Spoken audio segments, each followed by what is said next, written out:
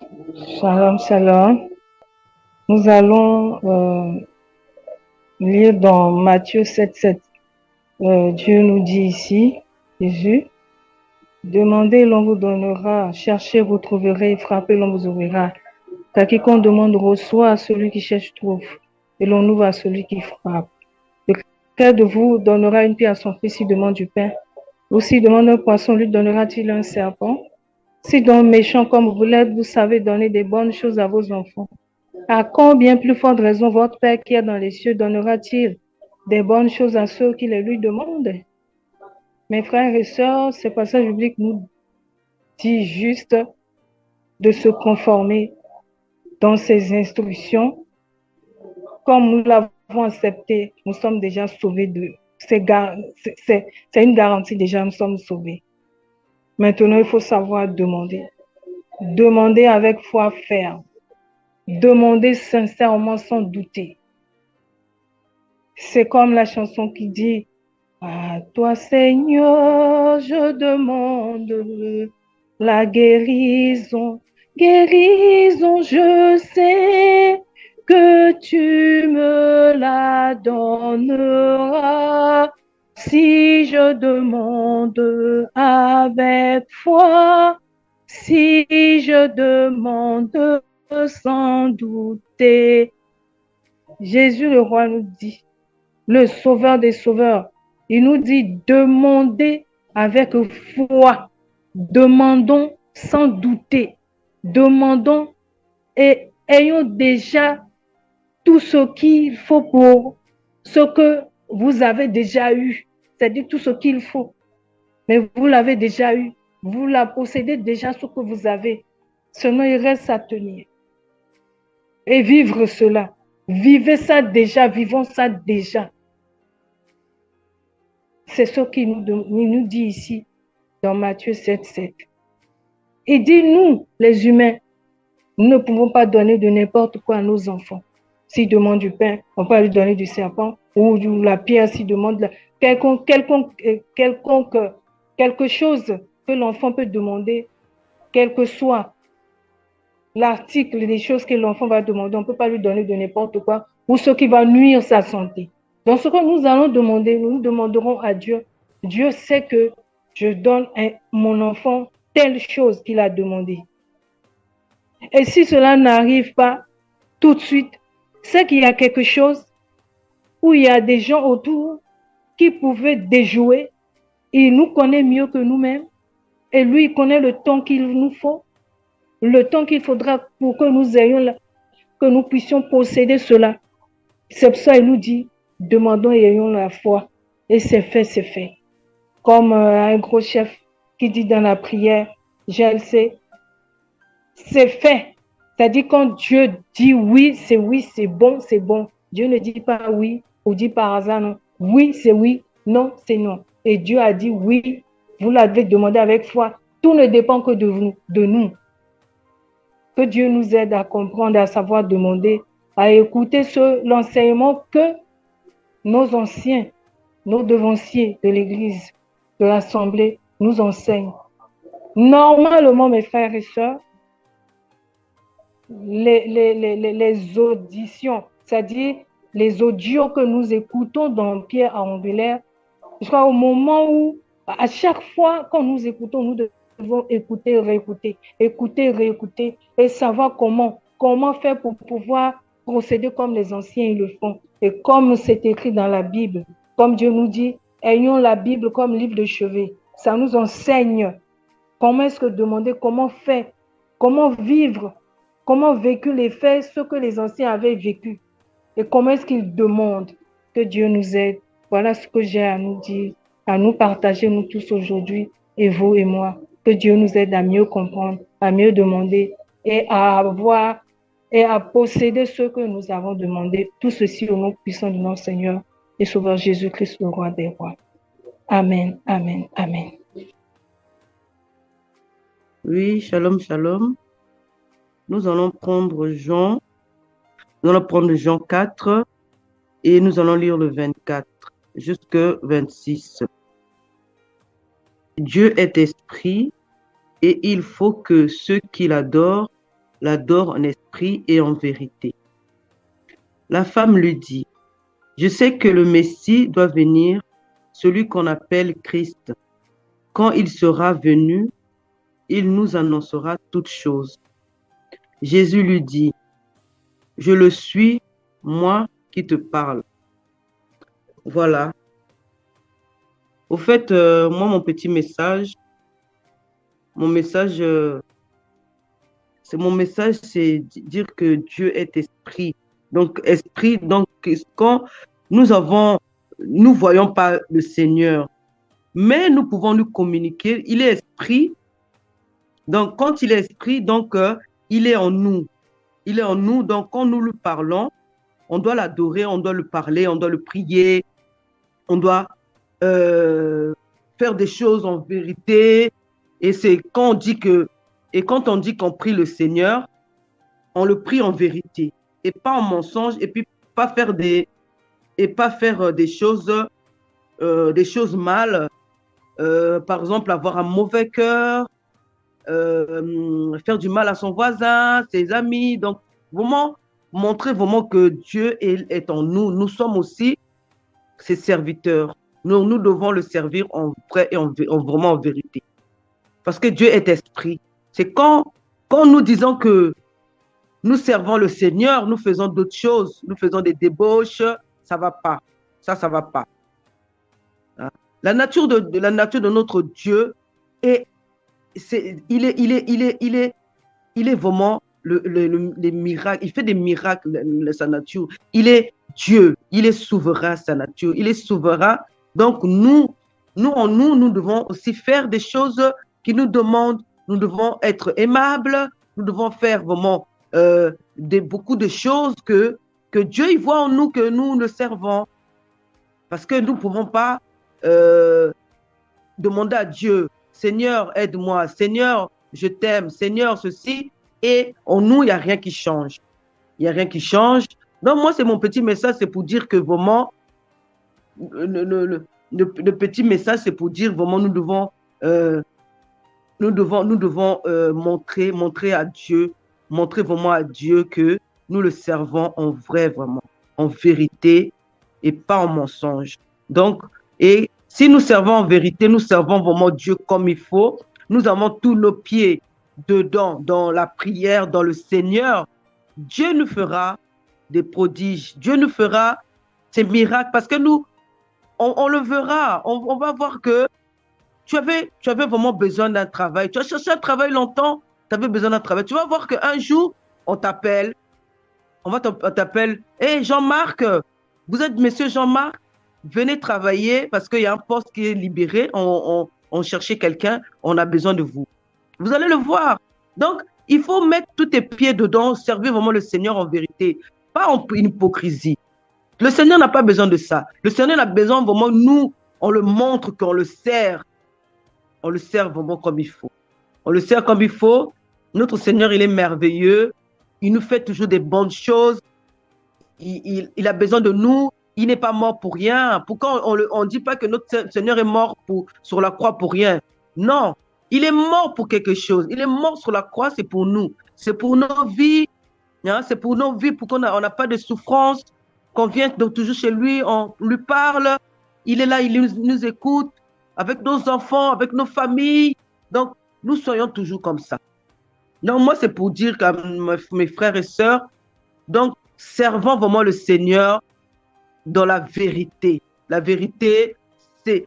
La nature de Dieu, c'est la vérité. C'est la nature de Dieu. Parce que Dieu, quand Dieu nous donne des choses, il va te dire, il va te promettre quelque chose, il ne va pas mentir. Il ne va pas mentir. Il t'a donné un corps, il ne t'a pas menti. Il t'a donné les pays, il ne t'a pas menti. Donc, servons vraiment le Dieu dans la vérité. On verra vraiment ce que Dieu nous fera. Voilà, mes frères et sœurs. Je vous laisse par ce message. En tout cas, bonne journée chez vous. Bonne journée. Alors, shalom, shalom. Le verset qui me vient à cœur ce matin, c'est dans le livre de Galates, chapitre 6, verset 9, qui dit, je lis au nom de Jésus, ne nous lassons pas de faire le bien, car nous moissonnerons au temps convenable, si nous ne relâchons pas. Alors, ce verset nous exhorte à persévérer dans nos actions bienveillantes et à ne pas nous décourager, car notre persévérance sera récompensée au temps voulu. Alors, en continuant de faire le bien, même en face de l'adversité, nous pouvons être sûrs que notre engagement pour le Seigneur portera du fruit un jour. Alors, je prie, je voudrais demander à mes chers frères et sœurs qui nous entendent en ce moment que, à travers ce verset, l'encouragement que nous devons avoir en tant que croyants, nous devons rester fidèles à Dieu dans tout ce que nous faisons comme de bonnes actions. Même lorsque les résultats ne sont pas immédiats, la fatigue, le découragement ou le manque de reconnaissance ne doivent pas nous arrêter. Alors, même dans le livre de Galates, si nous allons prendre tout le chapitre 6, ce que moi je dis dedans est que, ou ce que j'ai compris est que Paul nous exhorte, nous les chrétiens, à nous entraider aussi, à porter le fardeau des uns des autres et à investir dans le royaume de Dieu. Ce verset s'applique notamment au service des intéressés envers les autres. Donc, voilà ce que j'ai à cœur. Shalom, que Dieu vous bénisse. Amen, amen, gloire à Dieu. Nous allons aussi, je vais aussi partager. Donc, je vais partager sur le thème « Comment vivre en équilibre, ne pas s'appuyer sur un pilier du monde et espérer uniquement en Dieu. » Nous savons tous que la Bible nous déclare que nous vivons dans ce monde, nous ne sommes pas du monde. Et la Bible nous dit aussi que nous sommes pèlerins sur terre et nous, en tant qu'humains sur terre, nous avons aussi des réalités physiques que nous voyons. Il faut manger, il faut faire des courses, il faut acheter les habits, il faut emmener les enfants à l'école, il faut les inscrire, voilà. Tout ça, ça demande de l'argent. Or, l'argent vient du monde. C'est le système de César. Alors, le thème, c'est quoi? Le thème, c'est comment vivre en équilibre, ne pas s'appuyer sur un pilier du monde et espérer uniquement au Seigneur, en Dieu. Voyez-vous, donc ici, nous voyons que ce thème appelle beaucoup à la foi aveugle en notre Seigneur Jésus-Christ. Certains diront, mais comment avoir la foi à un Dieu que je n'ai pas vu, que je ne vois pas, que je ne touche pas, sachant que j'ai des réalités en face. J'ai des factures à payer. Je dois aller travailler. Il faut que j'ai de l'argent. Comment faire? Puisque, à force de travailler, j'ai peur de basculer dans l'idolâtrie. À force d'avoir l'argent, j'ai force d'espérer à l'argent et, par ricochet, basculer dans l'idolâtrie. Maintenant, comment faire pour régler mes charges, sachant que Dieu, je ne le vois pas? Voyez-vous? Donc, comment vivre en équilibre, ne pas s'appuyer sur un pilier du monde et espérer uniquement en Dieu? Alors, Dieu nous appelle simplement à aimer notre prochain comme nous-mêmes et aussi à aimer Dieu de toute notre pensée, toute notre force et de tout notre cœur.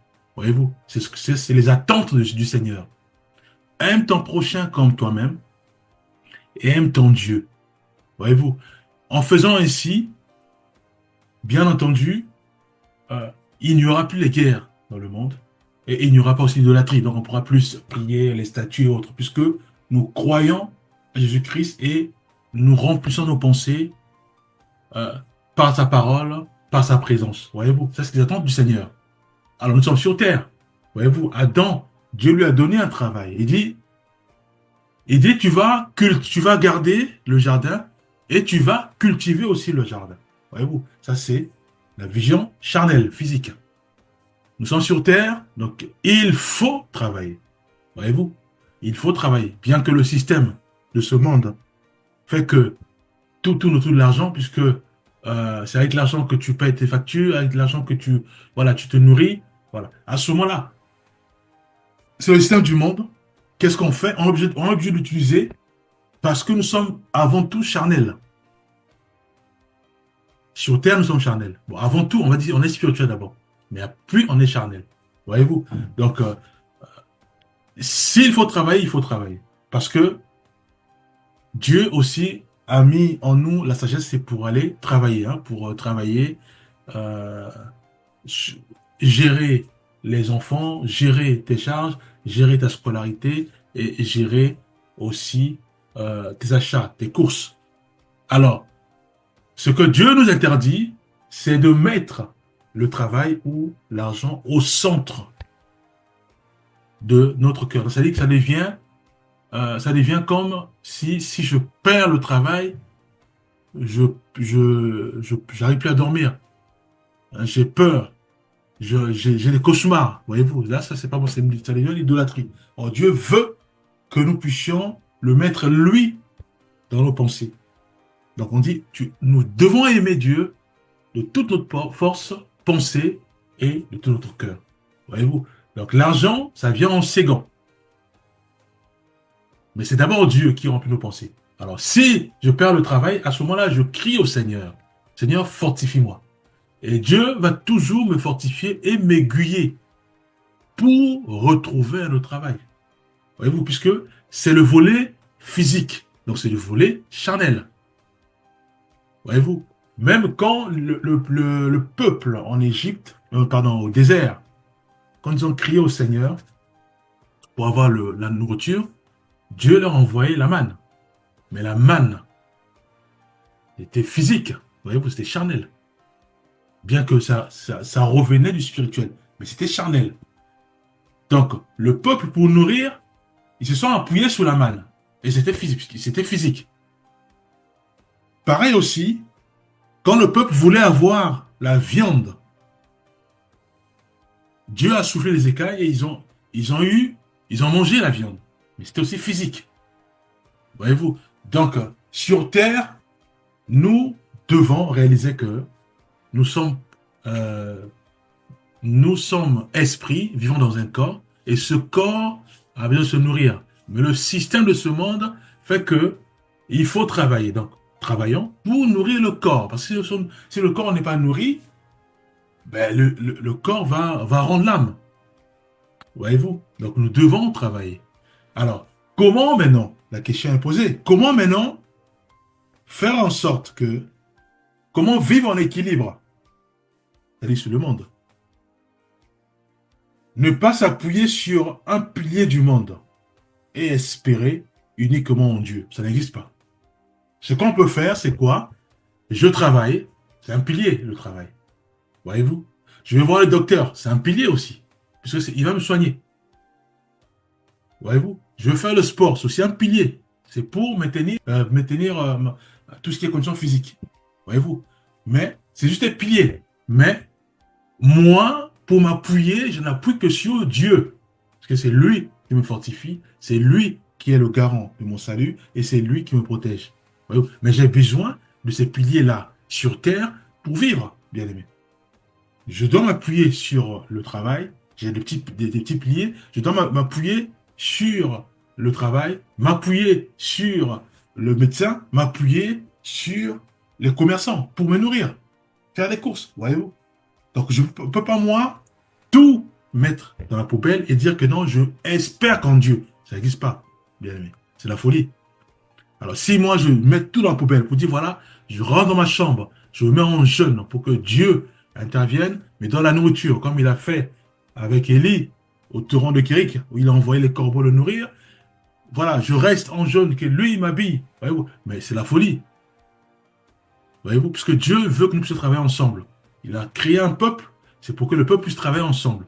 Donc nous devons réaliser que nous sommes, bien sûr, esprits, mais nous vivons dans un corps.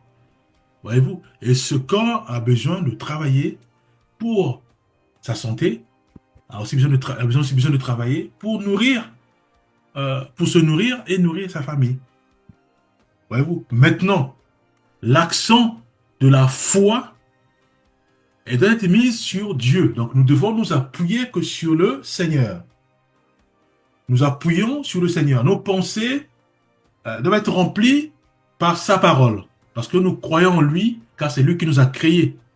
C'est lui qui nous conduit, c'est lui qui nous oriente. Voyez-vous? Mais nous sommes sur terre, et sur terre, nous avons besoin de piliers pour s'appuyer. On ne peut pas vivre sur l'équilibre. On a besoin de ces piliers pour s'appuyer. Les piliers, ça peut être le travail, voilà, ce que ça j'ai cité. Pendant qu'il y a versé rapidement, nous allons prendre par exemple Proverbe 3, hein, que nous connaissons tous, versets 5 à 6. Il est dit, « Confie-toi en l'Éternel de tout ton cœur et ne t'appuie pas sur ta propre intelligence. Reconnais-le dans toutes tes voies et il aplanira tes sentiers. » Voyez-vous? Donc, je me confie en Dieu et lui me guide. Je suis sur terre. Donc, il peut me guider dans l'amour du prochain et aussi dans l'amour de Dieu. L'amour de Dieu implique à ce que je puisse honorer sa parole, respecter sa parole, obéir à sa parole, qui n'est autre que aime ton prochain comme toi-même et aime Dieu de toutes tes pensées, tout ton cœur. Voyez-vous? Donc, c'est ça les attentes de Dieu. Et il veut ça pour que nous puissions aimer notre prochain. Donc, si quand nous aimons notre prochain, il n'y a pas de péché. Quand nous aimons notre Dieu, il n'y a pas de péché. Voyez-vous? Puisque en moi, je manifeste l'amour du prochain. J'aime mon prochain comme moi-même. Jérémie 17, versets 7 à 8. Béni soit l'homme qui fait confiance à l'Éternel et qui place son espérance en lui. Il ressemble à un arbre planté près de l'eau. Voyez-vous? Donc ici, nous voyons que nous devons nous appuyer que sur Dieu, parce que c'est notre Dieu, notre guide. Mais sur terre, nous avons des petits piliers que nous avons besoin de nous appuyer sur ces petits piliers pour se nourrir, pour se soigner. Bien sûr, si il y en a plus, ça manque comme à l'époque des Juifs au désert. À ce moment-là, oui, Dieu peut faire pleuvoir la manne, parce qu'il n'y a rien. Voyez-vous? Mais s'il y avait par exemple des gens aux alentours, non.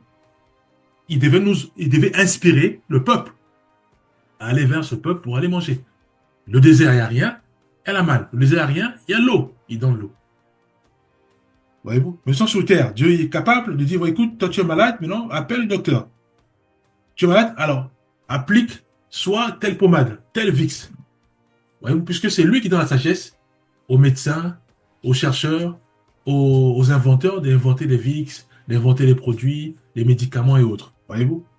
Donc, dire que je laisse tout pour attendre que de Dieu, c'est la folie. Puisque Dieu nous a créés, il nous a mis sur terre. C'est pour vivre sur terre.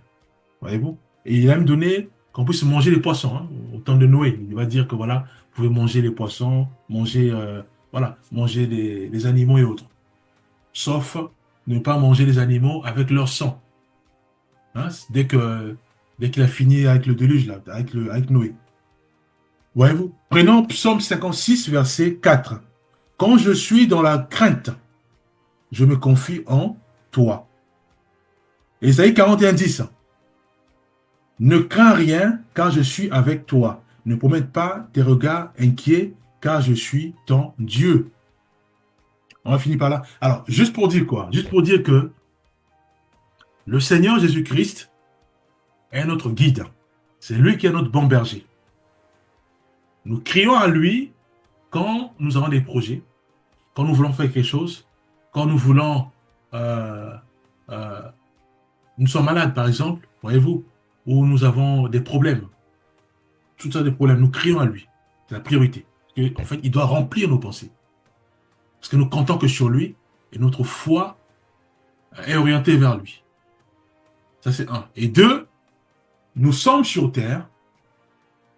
C'est tout à fait normal, là, après la prière, que nous allions maintenant voir un médecin pour se consulter, voilà, pour avoir des médicaments et autres. Ou aller voir un pharmacien. Pour des yeux, par exemple. Voyez-vous? Alors, est-ce que c'est signe de faiblesse? Non. Est-ce que c'est la honte? Non.